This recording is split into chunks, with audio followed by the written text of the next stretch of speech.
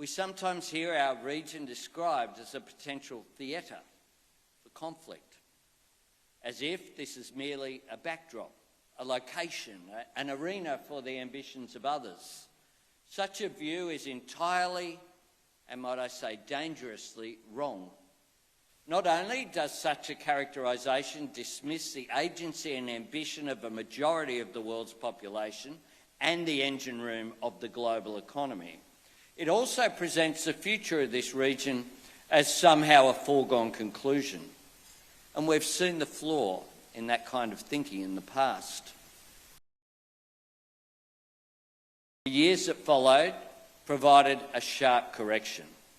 The rise of nativism and isolationism, a land war in Europe, and the biggest conventional military build-up since the Second World War in our own region. All proof that peace, prosperity and stability can never be taken for granted. But the lesson we draw from this must not be that trade and dialogue and rules and people-to-people connections don't support regional and global security. That would only mean being wrong for a second time, but in a different way. To move from imagining conflict is impossible to assuming war is inevitable is just as harmful to our shared goals.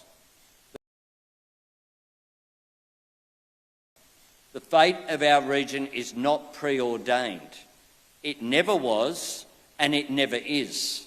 What we do here, what we decide here matters for us and the world, and it always will.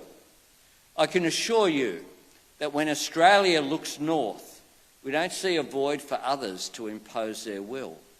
We see growing and modernising economies, the fastest growing region of the world in human history. We see the drivers of the global transition to net zero. And we see a community of nations whose actions and decisions are essential to building prosperity and preserving peace in the Indo-Pacific. Peace is not a gift, and it's never a given. It's not the default setting of any part of the world. It has to be built, pursued, defended, and upheld.